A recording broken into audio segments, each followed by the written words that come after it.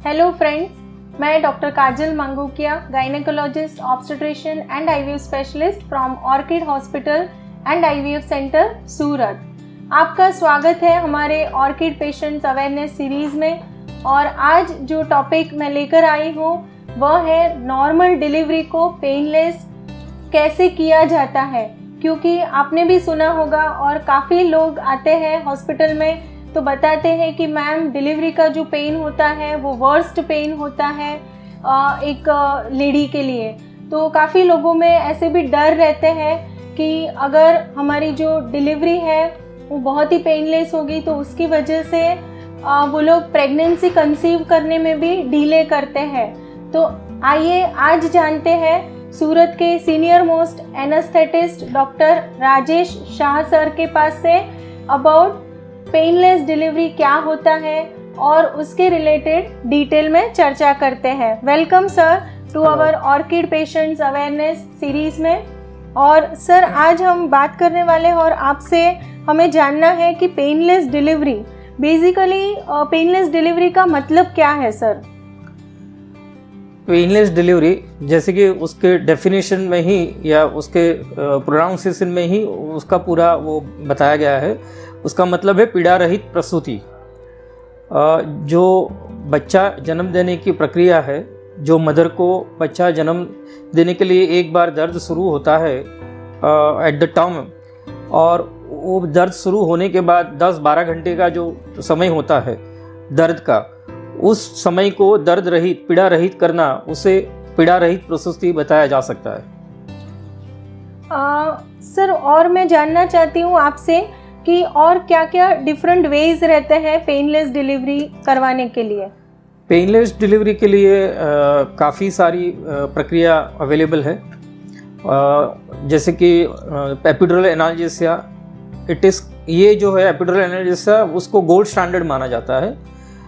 उसके अलावा थोड़ी बहुत मेडिसिन है जिसको हम ब्लड में देके, मदर के ब्लड में देके दर्द कम किया जा सकता है।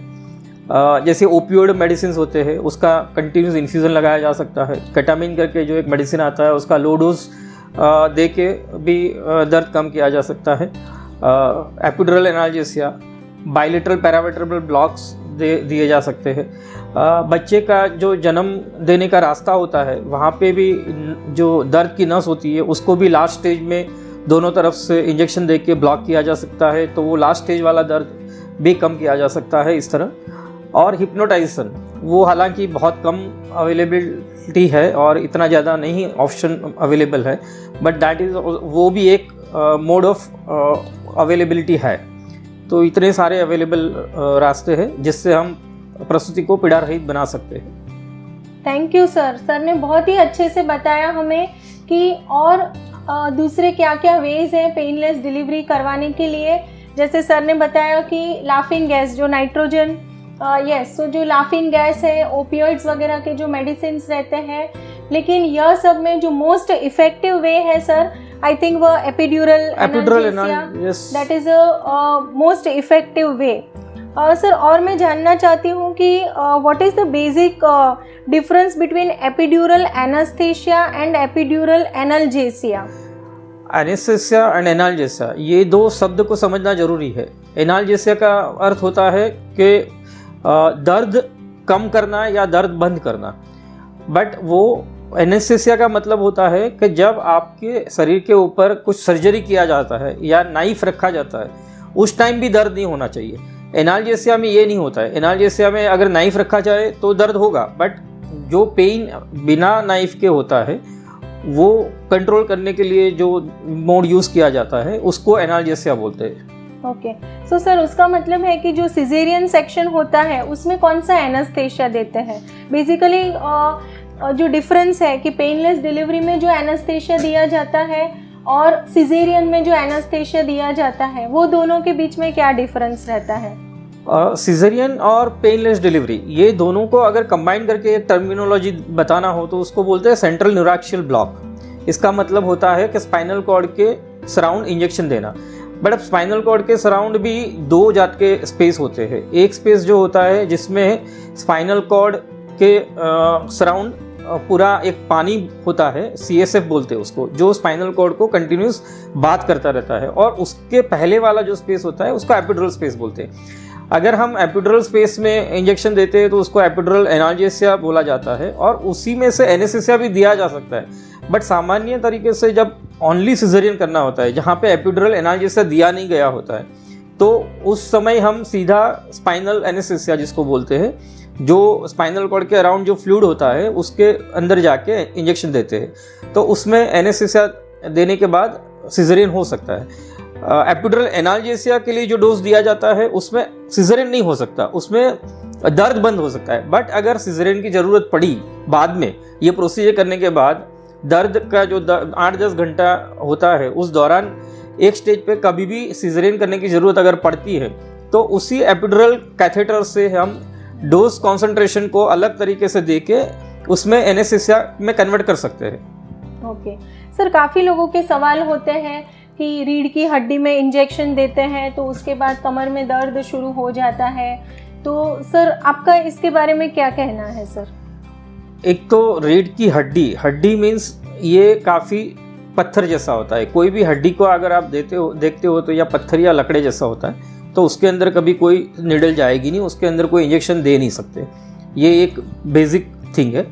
दूसरा जो मिसकंसेप्ट है, मिथ है, जो उसमें कमर में जब इंजेक्शन देते हैं रीढ़ की हड्डी में नहीं देते, रीढ़ की जो 33 हड्डियाँ होती है उसके बीच में जाके देते हैं। तो उससे बीच में जाके जो स्पेस लोकेट करके या तो कैथेटर रखा जाता है या फिर वो स्पाइनल कॉर्ड के अराउंड ड्रग इंजेक्ट करके एनेस्थीसिया दिया जा सकता है। तो ये इंजेक्शन भी एक सामान्य इंजेक्शन जो हम दूसरे शरीर के दूसरे भागों में लेते हैं, जब इंट्रामस्कुलर इंजेक्शन जिसको बोलते हैं, उसी तरह का होता है, क्योंकि ये भी मसल के थ्रू ही जाता है इंजेक्शन।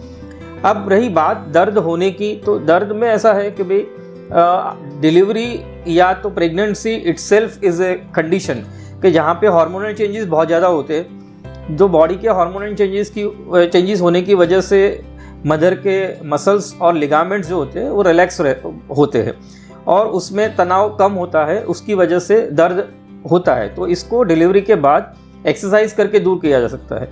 10 पेशेंट आप अगर डिलीवरी वाले लोगे नॉर्मल, और 10 पेशेंट आप डिलीवरी सिजेरियन वाले लोगे जिसको इंजेक्शन दिया गया है, या 10 जिसको इंजेक्शन नहीं दिया गया है, ये दोनों में अगर कंपेयर करोगे तो दर्द की कंप्लेन दोनों में से 8-8 लोग करेंगे। जिसको इंजेक्शन दिया गया उसके पास एक बहाना है कि मुझे पीछे कमर में इंजेक्शन दिया था इसलिए दर्द हो रहा है, वो बेचारे के पास कोई बहाना नहीं है, तो वो बोल नहीं सकते इंजेक्शन दिया है। यस सर ने बहुत अच्छे से हमें समझाया। जैसे हम गुजराती में कहते हैं कि कागड़ाનું બેસવું અને ડાળનું પડવું, बराबर है कि जैसे होता है कि कौवा अपने को दिखता है लेकिन जो अपना ट्री है उसके जो ब्रांचेस है वो वीक है और वो ब्रांचेस टूट जाते हैं, लेकिन सबको दिखता है कौवा। वैसे ही सेम जैसे सर ने बताया कि एपिड्यूरल एनेस्थीसिया या तो स्पाइनल एनेस्थीसिया, जैसे ही कोई भी फीमेल का फॉर एग्जांपल सिजेरियन के लिए लेते हैं तो पहला ही सवाल आ जाता है कि मैम वो सिजेरियन मतलब कमर में इंजेक्शन देंगे, फिर तो मुझे पूरी ज़िंदगी भर कमर में दर्द होगा। तो फ्रेंड्स, यहाँ पे मैं यह चीज़ क्लियर करना चाहती हूँ कि यदि आपको स्पाइनल एनेस्थीसिया की ज़रूरत पड़ती है, या तो अगर आप नॉर्मल डिलीवरी करवा रहे हो, पेनलेस डिलीवरी हो रही है, एपिड्यूरल एनाल्जेसिया आप अगर चॉइस करते हो, तो आपको घबराने की ज़रूरत नहीं है, डरना नहीं है कि फ्यूचर में आपको कमर में दर्द होगा। क्योंकि जनरली जो मैं देखती हूँ मेरे रूटीन प्रैक्टिस में कि जो कमर में दर्द होता है उसका रीज़न आपका जो पॉस्चर है, अगर वो आप मेंटेन नहीं करते हो, फीडिंग के, ब्रेस्ट फीडिंग के जो पोजीशन रहते हैं वो अगर अच्छे से आप फॉलो नहीं करते हो तो आपको कमर में दर्द की तकलीफ हो सकती है। सर आगे हम बढ़ते हैं कि ऐसे कोई साइड इफ़ेक्ट्स है क्या एपिड्यूरल एनेस्थीसिया के? एपिड्यूरल एनाल्जेसिया के कोई भी साइड इफ़ेक्ट्स नहीं है, इसीलिए इसको गोल्ड स्टैंडर्ड माना गया है, क्योंकि इसमें 100% पेन जाता है और 100% सेफ़ है। सेफ़ इसलिए है कि एपिड्यूरल में जो भी इंजेक्शन या मेडिसिन दिया जाता है उसका मदर पे या बच्चे पे कोई भी इफ़ेक्ट नहीं आता है। वो खाली दर्द का जो रास्ता बंद करना होता है तो उसको बंद कर देता है वहाँ जाके। जैसे कि मगज से लेकर दर्द पेट में शुरू होता है, दर्द वहाँ से मगज तक जहाँ पहुँचने के लिए जो रास्ता होता है उस रास्ते को ब्लॉक कर देते हैं, दैट्स इट। उसमें ना मदर को कोई प्रॉब्लम होती है ना बच्चे को कोई प्रॉब्लम है। और बहुत बड़ा एक स्टडी भी हुआ है कि एपिड्यूरल एनाल्जेसिया देने के बाद जो भी बच्चे जन्म किए गए, उस बच्चों का जो साइंटिफिक भाषा में अपगार स्कोर बोलते हैं, उसमें कोई भी डिफरेंस नहीं आया जो वैसे नॉर्मल डिलीवरी होता है। तो बच्चे या मदर पे इस पर कोई भी साइड इफेक्ट्स नहीं होता है। तो फ्रेंड्स, सर ने अभी बताया कि एपिड्यूरल एनाल्जेसिया या तो एनास्थेशिया, उसके एज सच कोई साइड इफ़ेक्ट्स नहीं है, तो आपको घबराने की ज़रूरत नहीं है। आगे बढ़ते हैं कि सर और कोई एपिड्यूरल एनास्थेशिया में स्पेसिफिक कोई प्रिकॉशंस है कि जो पेशेंट को आफ्टर डिलीवरी कोई ऐसा प्रिकॉशंस लेने की ज़रूरत पड़ेगी? एपिड्यूरल एनास्थेसिया या एनाल्जेसिया देने के बाद, हालांकि स्पाइनल के बाद कभी कभी हम ऐसा बोलते हैं कि 24 घंटा आपको लेटे रहना है, बट एपिड्यूरल के बाद तो वो भी नहीं रहता है। अगर एपिड्यूरल एनाल्जेसिया दिया है और उसी में से सिजेरियन भी करना पड़ा और उसी में से किया गया है, तो सिजेरियन के करने के आधे घंटे बाद तो मदर बैठ भी सकती है और चल भी सकते हैं अगर इफ़ दे आर कंफर्टेबल। तो इसलिए epidural is one of the gold standard and safest way of the anaesthesia या एनाल्जेसिया। तो उसमें मदर को कोई प्रिकॉशन बाद में नहीं लेना है और पहले भी नहीं लेना है। पहले भी लाइफ उनकी रूटीन रहेगी, जैसे नॉर्मल डिलीवरी के लिए पेशेंट एडमिट होते हैं वैसे ही सब कुछ रहता है।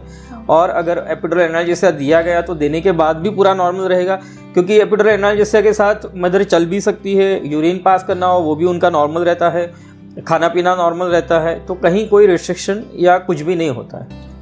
सर मेरा क्वेश्चन है कि एपिड्यूरल एनास्थेशिया अगर देना है तो मदर को फास्टिंग रहना है, भूखे पेट रहना है, ऐसी कोई ज़रूरत होती है? देखो, एनाल्जेसिया अगर देना है तो एनाल्जेसिया के लिए कोई फास्टिंग की ज़रूरत नहीं रहती है। बट जब एनेस्थेसिया की बात आती है अगर, तो प्लांट एनेस्थेसिया कोई भी हो, उसके एनेस्थेसिया एपिड्यूरल देना हो या स्पाइनल देना हो या जनरल एनेस्थेसिया देना हो, हमें प्रिपरेशन हमेशा general anaesthesia back of the mind रख के चलना होता है। इसलिए अगर हम एनेस्थेसिया की बात करें तो 6 घंटा fasting is okay, but normal delivery में जो हम बात कर रहे हैं पेनलेस लेबर के लिए, वहाँ पे कोई फास्टिंग की ज़रूरत नहीं है। ओके सर, और कोई कॉम्प्लिकेशंस बिकॉज ऑफ एपिड्यूरल एनास्थेशिया की वजह से मदर और फीटस में कोई कॉम्प्लिकेशन या कोई साइड इफ़ेक्ट्स ऐसा कुछ? नहीं, इसका कोई भी साइड इफेक्ट नहीं है। एपिड्यूरल एनास्थेसिया या एपिड्यूरल एनाल्जेसिया का कोई साइड इफेक्ट नहीं है। हालांकि मैंने बोला वैसे कि it's one of the safest thing and better to do. If my wife has to undergo, then I will go for epidural anesthesia if possible. So that is one of the safest thing. Yes sir. And preferable thing. Okay sir, आपने बहुत अच्छे से हमें काफ़ी detail में epidural analgesia and एनास्थेशिया दोनों के बारे में समझाया। सर लास्ट क्वेश्चन है मेरा कि आप कोई टेक होम मैसेज देना चाहते हो? हाँ, टेक होम मैसेज, मैं 25 साल मेरी प्रैक्टिस के हो गए। हालांकि मैं शुरू से, जब से प्रैक्टिस शुरू किया तब से मैं ये कोशिश कर रहा हूँ, और मैं तो खुद प्रैक्टिस करता हूँ बट कोशिश कर रहा हूँ लोगों को, गायनेकोलॉजिस्ट को भी एंड पेशेंट्स को भी कन्विंस करने के लिए। तो take home message for gynaecologist mainly and for all the patient that it should not be considered as an optional method, लेकिन ये हर मदर का राइट है, ये हर मदर का हक है और उनको जानना चाहिए और उनको ऑप्ट करना चाहिए ये एज फार एज पॉसिबल। तो no mother should feel the pain of birth, because ये बहुत ही ज़्यादा पेनफुल प्रोसीजर है। मेल तो ये बैर भी नहीं कर सकते, इतना ज़्यादा डेसिबल पेन होता है ये। तो why to suffer pain when the facilities are available, when the modalities are available and safe. जैसे कि हम पहले ज़माने में साइकिल पे चलते थे या चल के कहीं कोई बहुत सारे डिस्टेंसेस कवर करते थे, तो उस टाइम हम पेन लेते थे। अब आज गाड़ी का ऑप्शन या बस का ऑप्शन होने के बाद आई डोंट थिंक कि आप चल के जाओगे। तो फिर वही बात है डिलीवरी में भी, कि डिलीवरी में जिस सब सेफ ऑप्शंस अवेलेबल है, पेन नहीं हो ऑप्शन अवेलेबल है, तो क्यों पेन लेना है सबको? So it is the every woman's right to have a painless labour. Yes sir, जैसे सर ने बताया कि हर एक महिला का राइट है कि वो पेनलेस डिलीवरी का ऑप्शन ले सकती है। आइडियली ऑप्शन नहीं, लेकिन हर डिलीवरी पेनलेस डिलीवरी होनी चाहिए। आज जैसे साइंस एडवांस हो गया है, जैसे सर ने बताया कि पहले हम लोग पैदल चल के जाते थे, फिर बस वगैरह साइकिल वगैरह का ऑप्शन आया, और अभी 4 व्हीलर, हर एक घर में एटलीस्ट एक 4 व्हीलर तो रहेगा ही रहेगा, या तो एटलीस्ट 2 व्हीलर। सो वैसे ही हर एक वुमन की क्वालिटी ऑफ लाइफ अगर इम्प्रूव करना है, ठीक है, नॉर्मल हो या सिजेरियन हो, ठीक है, सीजर में तो स्पाइनल एनेस्थेशिया लगता है तो वह पेनलेस हो ही जाता है, लेकिन यदि आपकी नॉर्मल डिलीवरी हो रही है तो अगर आप पेनलेस डिलीवरी यानी कि एपिड्यूरल एनाल्जेसिया का ऑप्शन लेते हो तो आपका यह जो डिलीवरी का एक्सपीरियंस है वो बहुत ही स्मूथ गोइंग हो जाएगा। तो फ्रेंड्स, यदि आपके कोई भी क्वेश्चंस है पेनलेस डिलीवरी के रिलेटेड या तो कोई भी गायनेक टॉपिक के रिलेटेड, तो आप कमेंट बॉक्स में ज़रूर से लिख सकते हो और ऐसे ही मिलते रहेंगे दूसरे ऑर्किड पेशेंट्स अवेयरनेस सीरीज़ के प्रोग्राम के साथ। Thank you.